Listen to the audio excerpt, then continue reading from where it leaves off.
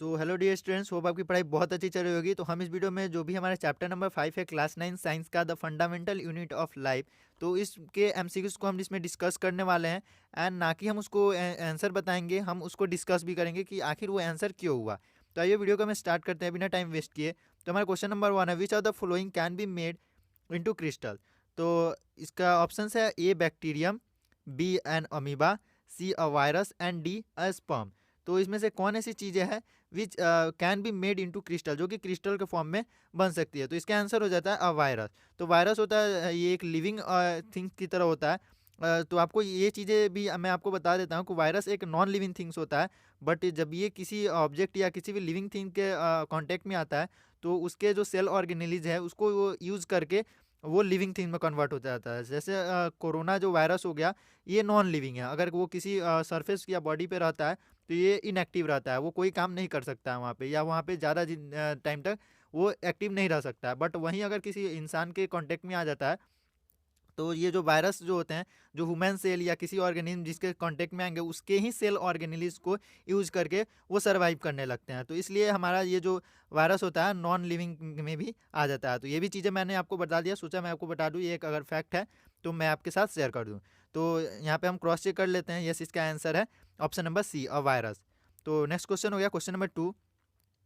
A cell swell up if a concentration of water molecules in the cell is higher than the concentration of water molecules in the surrounding of medium.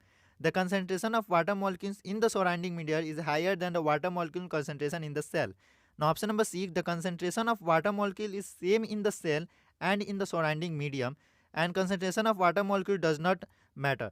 सो यहाँ पे concentration of water जो molecule होता है वो matter करता है। Just because इस ये हमारा जो टॉपिक, ये क्वेश्चन है कौन से टॉपिक से लिया गया है, अगर ये आप पता लगा लेते हैं तो आपके लिए आंसर देना बहुत ही आसान हो जाएगा। तो ऑप्शन नंबर सी इसका सही है, सॉरी, ऑप्शन नंबर बी इसका सही है।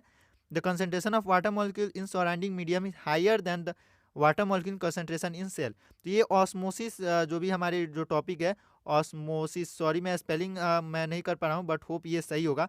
ये ऑस्मोसिस जो हमारा टॉपिक है उससे ये क्वेश्चन लिया गया है।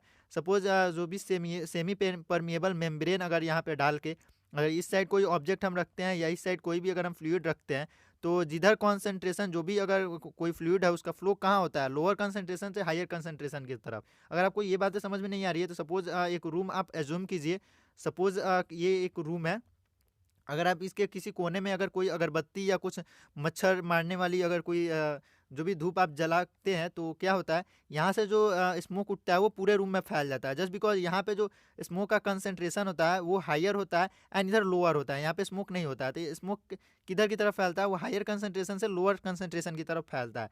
तो ठीक है, ऐसे ही क्वेश्चन नंबर बी देखिए, option number B, the concentration of water molecule in surrounding medium is higher than the water molecule concentration in the cell. तो सेल में अगर वाटर का लेवल जो भी कंसंट्रेशन होगा अगर वो कम होगा, तो क्या होगा, जो भी आउटर जो भी सराउंडिंग है वहाँ से जो भी वाटर मॉलिक्यूल्स होंगे वो सेल में आएंगे, सेल वो स्वेलअप हो जाएगा। स्वेलअप का मतलब होता है फूलना, जैसे सूज जाता है। सपोज जैसे हम कोई भी चीज़ों को, किशमिश जैसे हम खीर में डालते हैं तो किशमिश कैसे फूल जाता है, तो उसे ही हम स्वेलअप का होना बोलते हैं। किशमिश इतना पतला डालाता है एंड खीर जब बन के रेडी होता है तो वो किशमिश एकदम बड़ा सा फूल के हो जाता है, उसे हम स्वेलअप बोलते हैं।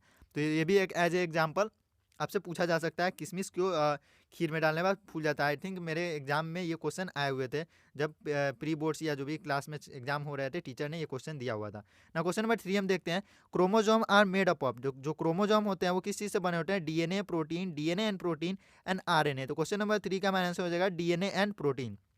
तो जो भी डीएनए होता है एंड प्रोटीन होता है, इसे मिलकर क्रोमोजोम बना होता है। इसका कोई एक्सप्लेनेशन नहीं बनता है, जस्ट बिकॉज ये चीज़ें आपको याद करने वाली होती है। बायोलॉजी में मोस्ट ऑफ द थिंग्स याद करने वाली होती है एंड जो चीज़ें समझाने वाली होंगी मैं आपको एक्सप्लेन जरूर करूंगा। ना क्वेश्चन नंबर 4 हम देखते हैं, which of this options are not a fundamental function of ribosome. इसमें से आपको बताना है राइबोसोम का फंक्शन कौन से नहीं है। यहाँ पे आपको ध्यान दीजिए, which are the not a function. बहुत बच्चे फंक्शन देख के टिक कर देते हैं, बट यहाँ पे नॉट अ फंक्शन को आपको मार्क करना चाहिए ना। यहाँ पे ऑप्शन नंबर 1 देखते हैं, it help in the manufacturing of protein molecule, it help in manufacture of enzyme, it help in manufacture of hormones, it help in manufacture of starch and molecules. इसमें से कौन कौन से जो है हमारे नहीं है, वो है 3 एंड 4। ये जो 3 है एंड 4 ये इसका फंक्शन नहीं है। It does not help in manufacturing of hormone and it does not help in the manufacturing of starch molecule. तो ये इन दोनों चीज़ों का जो मैन्युफैक्चर है ये नहीं करता है, जो भी हमारा राइबोसोम होता है, but it help in the manufacture protein. अगर ये पूछता है which is the function of ribosome, तो 1 एंड 2 हम लगाते हैं, बट नहीं पूछ रहा है तो 3 एंड 4 लगाएंगे। तो ऑप्शन देख लीजिए कौन है, ऑप्शन नंबर सी में 3 एंड 4 है। तो इसको हम क्रॉस चेक कर लेते हैं, एक बार कंफर्म हो जाते हैं, यस यहाँ पे 3 एंड 4 दिया हुआ है। तो हम नेक्स्ट क्वेश्चन देखते हैं, question number 5, which of this is not related to endoplasmic reticulum, it behave as a transport channel for protein between nucleus and cytoplasm. Option B, it's a transport material between various region in the cytoplasm. It can be the site of energy generation. It can be the site for some biochemical activities of the cell. तो यहाँ पे आपको question number 5 का answer हमारा हो जाता है option number C, it can be the site of the energy generation. तो जो भी होता है एनर्जी जनरेशन का ये साइट हो सकता है। ऐसी चीज़ें आपको याद करनी पड़ेगी बैठ के, एंड इसको अगर आप क्वेश्चंस को देखते रहेंगे तो ये आपको याद हो जाएगा। इसके लिए उतनी रटने की ज़रूरत भी नहीं है, बस आप क्वेश्चन प्रैक्टिस करें, आपको धीरे धीरे चीज़ें समझ में आएंगी, तो आपका जो क्वेश्चन होगा वो सॉल्व होने लगेगा। तो क्वेश्चन नंबर 6 हम देखते हैं, क्वेश्चन नंबर 6 है हमारा, following are the few definition of osmosis, read carefully and select the correct definition. वहाँ पर लंबा चौड़ा पैराग्राफ यहाँ पे दिए हुए हैं, हम इसको फटाफट से रीड कर लेते हैं। Movement of water molecules from a region of high concentration to region of lower concentration to a semipermeable में, ये तो हमारा ऑप्शन यही सही दिख गया, क्योंकि जो भी ऑस्मोसिस होता है वो क्या होता है, movement of water molecule from the higher concentration, जहाँ पे हायर कंसंट्रेशन होगा, आप वो अगरबत्ती वाला एग्जांपल याद कर सकते हैं, रूम के अगर कोने में अगर धुआं ज़्यादा होता है तो वो फैलना शुरू होता है, तो इसका मतलब यहाँ पे कंसंट्रेशन हायर है, इधर लोअर है। इससे अगर आप रिलेट करके याद करते हैं तो आपको बहुत जल्दी याद होने के चांसेस बढ़ जाते हैं। मैंने ठीक ऐसे ही रिलेट करके, मेरे एक टीचर ने बताया हुआ था, एंड मुझे वो चीज़ आज तक याद है, तो इसे आप देख लेंगे।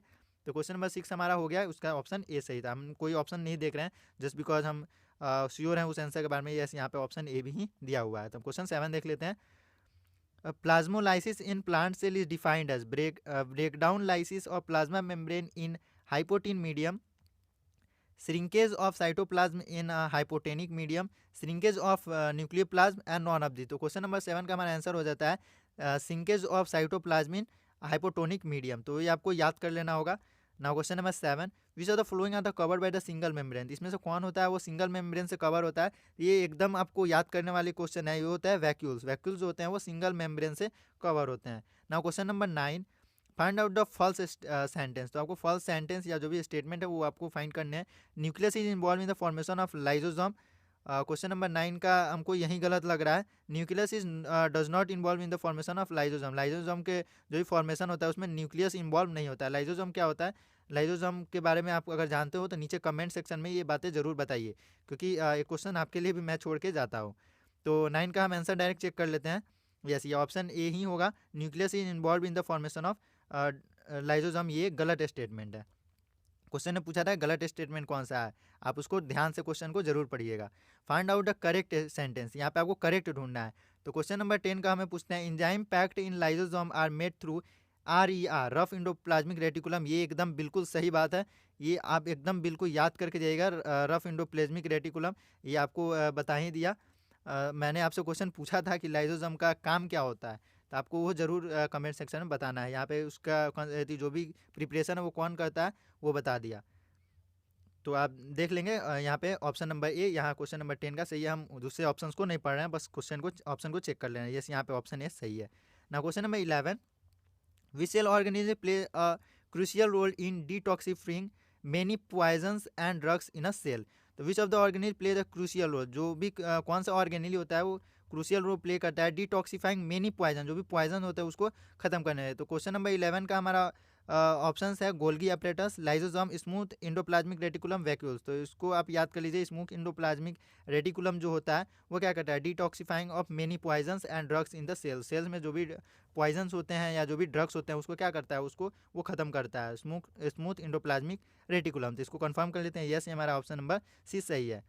तो क्वेश्चन नंबर 12 हो गया हमारा, the protein and lipid essential for building the cell membrane are manufactured by rough endoplasmic reticulum, Golgi apparatus, plasma membrane and mitochondria. तो क्वेश्चन नंबर 12 का हमारा आंसर हो जाएगा रफ इंडोप्लाज्मिक रेटिकुलम। तो ऐसे क्वेश्चन अगर आप प्रैक्टिस करते हैं तो आपको याद हो जाता है। जैसे पिछले में आपने देख लिया स्मूथ का काम क्या है, इसमें देख लिया रफ का काम क्या है, तो ऐसे करके आपको जो भी क्वेश्चन है वो दिमाग में बैठ जाएंगे, तो आपको बार बार देखना नहीं पड़ेगा। तो देखिए गाइस, मैं क्वेश्चन को जो एक्सप्लेन कर रहा हूँ मैं अच्छे से नहीं कर पा रहा हूँ, just because I am recording this video from mobile and it's not my budget to just take a PC. So please subscribe my channel so that next video can be recorded from जो भी PC से हम record करेंगे. So question number 13 हो गया हमारा. The unidentified nuclear region of prokaryotic is also known as nucleus, nucleus, ये plural इसका फॉर्म है, न्यूक्लिक एसिड एंड न्यूक्लियोइड. तो आपको बताना है क्वेश्चन नंबर 13 का आंसर कौन हुआ. तो इसका आंसर हो जाएगा न्यूक्लियोइड. तो न्यूक्लियोइड हमारा ऑप्शन नंबर डी आंसर हो जाएगा. ना question number 14, the cell organelle involve in forming complex sugar from simple sugar are endoplasmic reticulum, ribosome, plastid and Golgi apparatus. तो क्वेश्चन नंबर 14 का हमारा आंसर हो जाएगा option number D, Golgi apparatus. तो Golgi apparatus क्या होता है? The cell organelle involve in the forming complex sugar from simple sugar से कॉम्प्लेक्स शुगर बनाने में गोल्गी अपरेटस हमारा काम करता है. तो इसके बारे में मैं श्योर हूँ, मैं चेक नहीं करूँगा, इसे आप कंफर्म कर लेना. Now question number 15, which out of the following is not a function of vacuole. इसमें से कौन सा जो भी वैक्यूल है उसका फंक्शन नहीं है. वैक्यूल का काम क्या होता है? बेसिकली अगर हम उसके बात करें तो वो स्टोरेज करता है, providing turgidity and rigidity to the cell and waste excretion. तो ये जो लोकोमोशन होता है वो इसका काम नहीं होता है. तो ऑप्शन नंबर डी हमारा सही हो जाएगा. ना question number 16, amoeba acquires its food through a process term. Amoeba किस प्रोसेस के थ्रू अपना फूड एक्वायर करता है? वो है इंडोसाइटोसिस. तो इंडोसाइटोसिस के प्रोसेस के थ्रू अपना फूड एक्वायर करता है. तो इंडोसाइटोसिस का डिफिनीशन आप देख लेंगे, अगर ये क्वेश्चन सब्जेक्टिव में पूछ लेता है तो आपको हेल्प करेगा. अगर आपको पता है तो नीचे डिस्क्रिप्शन में आके जरूर टाइप कर दें, ताकि अगर नेक्स्ट बच्चे को अगर नहीं पता हो तो उसे देख लेगा. क्योंकि अगर मैं उसको हर चीज़ों को उतना एक्सप्लेन करने लग जाऊँ तो वीडियो लंबी हो जाती है एंड आप उसको स्किप कर देते हैं. ना question number 17, cell wall of which one of this is not made of cellulose. इसमें से किसका सेल वाल सेल्यूलोज से नहीं बना होता है? तो क्वेश्चन नंबर 17 का ऑप्शन हो जाएगा option number A, bacteria. Bacteria का जो सेल वाल होता है वो सेल्यूलोज से नहीं बना होता है. हम इसको कंफर्म कर लेते हैं, यस ये बैक्टीरिया ही है.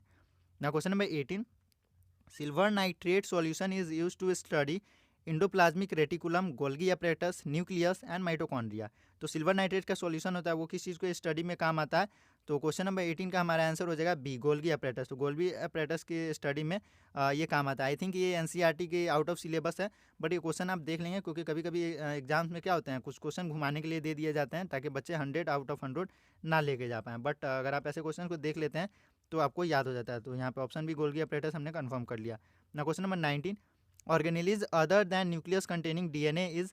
तो जो भी डीएनए को छोड़कर जो भी ऑर्गेनेलिज होते हैं वो क्या होता है? तो हो जाएगा क्वेश्चन नंबर 19 का मेरा आंसर हो गया ऑप्शन नंबर सी, माइटोकॉन्ड्रिया. तो mitochondria is the organelle other than nucleus containing DNA. तो न्यूक्लियस के सिवा माइटोकॉन्ड्रिया ही एक ऐसा ऑर्गेनेलिज है जिसमें डीएनए पाया जाता है. डीएनए होता है वो एक न्यूक्लियस में होता है एंड वो एक माइटोकॉन्ड्रिया में होता है. तो mitochondria is also known as the power house of the cell, because ये पावर के सिंथेसिस में एटीपी जो फॉर्मेशन होता है ये करता है. एडिन एडीपी से ये क्या बनाता है? एटीपी बनाता है. तो इसको आप देख लेंगे, ये आपके याद करने वाली चीज़ें नहीं है, ये क्लास 10 में है, बट मैं आपको बता देता हूँ. एडिनोसिन ट्राइफॉस्फेट का फॉर्मेशन करता है ये माइटोकॉन्ड्रिया, इसलिए इसको power house of the cell कहा जाता है. जितने एनर्जी के रिक्वायरमेंट होते हैं यहाँ से पूरे हो जाते हैं. तो क्वेश्चन नंबर 20 हम देख लेते हैं. Kitchen of the cell is also known as mitochondria. Power house of the cell या किचन ऑफ द सेल, यहीं पे बिकॉज एनर्जी फॉर्मेशन होती है इसलिए kitchen of the cell and the power house of the cell हम इसे कहते हैं. जो sorry kitchen of the cell हम इसे नहीं कहते हैं, माइटोकॉन्ड्रिया को हम किचन ऑफ द सेल नहीं कहते हैं, इसे चायरोप्लास्ट को हम कहते हैं, but power house of the cell शायद माइटोकॉन्ड्रिया को कहते हैं. हाँ मैं इसको लेकर श्योर हूँ. कायरोप्लास्ट, सॉरी मैं ऑप्शंस नहीं देख पाया था, बट यहाँ पे कायरोप्लास्ट हमारा सही आंसर हो जाएगा. तो इसको एक बार कंफर्म कर लेते हैं. हाँ ये कायरोप्लास्ट ही हमारा किचन ऑफ द सेल कहा जाता है. Now question number 21, lipid molecule in the cell are synthesized by smooth endoplasmic reticulum, rough endoplasmic reticulum, Golgi apparatus and plastid. तो क्वेश्चन नंबर 21 का हमारा आंसर हो जाएगा स्मूथ इंडोप्लाज्मिक रेटिकुलम. तो ये आप देख लेंगे, इसको याद कर लेंगे. SER से भी इसको बुक में डिनोट किया हुआ रहता है. Lipid molecules in the cell are synthesized by, जो भी लिपिड मॉलिक्यूल्स होते हैं वो SER से बनाए जाते हैं. So now question number 22, cell arises from pre existing cell by was stated by. तो जो भी हमारा cell arises from pre existing cell की जो थियरी थी वो किसने दिया था? तो क्वेश्चन नंबर 22 का हमारा आंसर हो जाएगा option number B, VIRCHOW. I don't know how to pronounce this, but ये आप देख सकते हैं. तो आप ऐसे कर लेना, प्री एग्जिस्टिंग जो सेल था, जो वर्च्यू मतलब ऐसे करके आप याद कर सकते हैं. तो आई डोंट थिंक इसमें ज़्यादा साइंटिस्ट के नेम दिए हुए हैं इस चैप्टर में, बस 1-2 ही नेम है वो आप याद कर लेंगे. तो जो सेल थियरी था वो किसने दिया था? स्लाइडेन एंड स्वान ने दिया था। I feel very difficult to pronounce the name of the scientist of this biology subject, so that's why don't mind this. Schleiden and Schwann जो थे उन्हें सेल थ्योरी दिया हुआ था। ये बहुत इंपॉर्टेंट क्वेश्चन हो जाता है।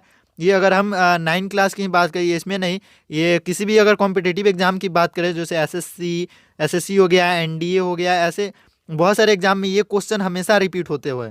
तो ऐसे क्वेश्चन अगर आप देखते हैं तो ना ही ये आपके क्लास 9 में फ़ायदा करेगा, जबकि अगर आप किसी भी हायर क्लास या कोई भी कॉम्पिटिटिव एग्जाम में अगर बैठते हैं, नीट जैसे कोई भी बड़े एग्जाम में, तो ये क्वेश्चन आपको वहाँ देखने को जरूर मिल जाएगा, जो सेल थ्योरी किसने दिया था। तो इसे आप एक बार जरूर देख लेंगे क्वेश्चन नंबर 23 को।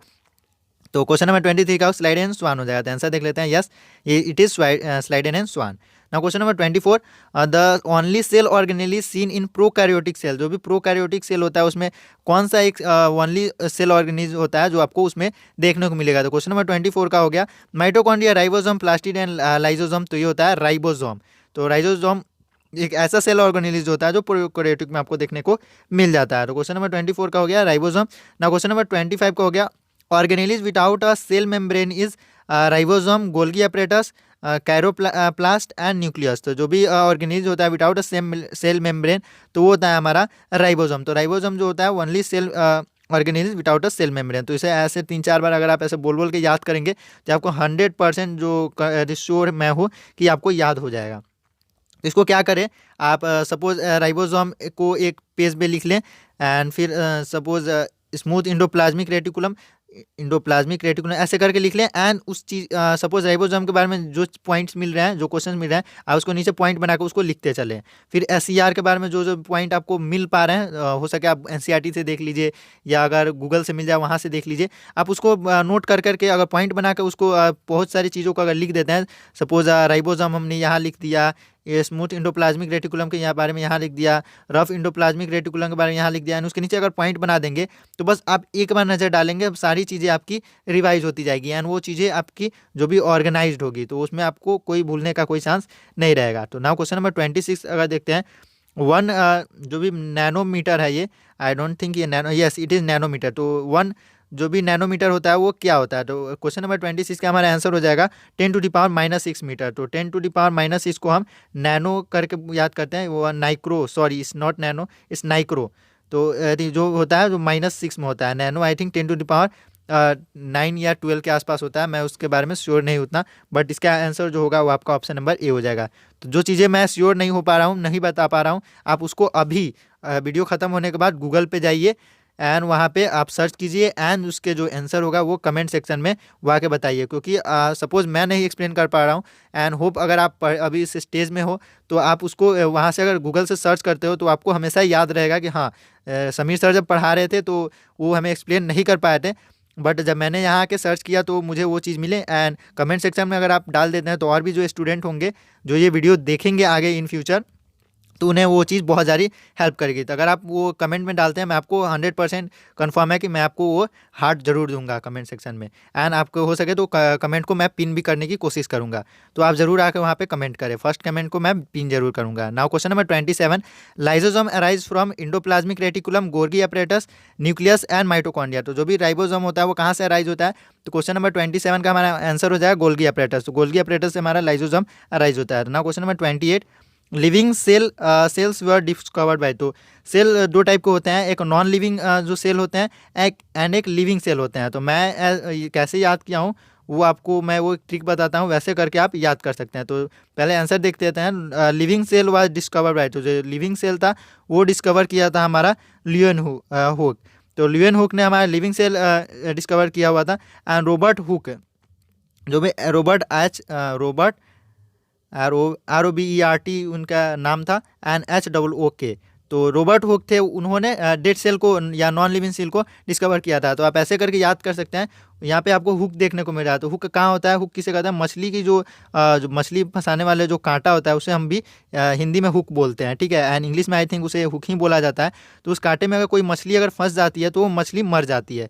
तो हुक को आप उसे रिलेट करके याद कर सकते हैं। अगर सेल नॉन लिविंग है या मरी हुई है तो उसे हम रॉबर्ट हुक ने खोजा था। एंड लिवेन हॉक, जो हॉक है वो लिविंग होता है, तो वो जो भी लिवेन हॉक ने खोजा था। ऐसे करके आप रिलेट करते हैं तो आपको याद हो जाएगा। मैंने भी ऐसे ही याद किया हुआ था। एंड अभी भी वो चीज़ें मुझे याद है। एंड ये सारे क्वेश्चन हमेशा मैंने जैसे ही बताया हमेशा जो भी कॉम्पिटिटिव लेवल के एग्जाम होते हैं उसमें पूछे जाते हैं। तो नाउ लास्ट क्वेश्चन हमारा ये है, select the odd one out. जो भी ऑड वन आउट है आपको सिलेक्ट करना है। The movement of water across a semi permeable membrane is affected by the amount of substance dissolve in it. तो ये आपका एकदम सही स्टेटमेंट है।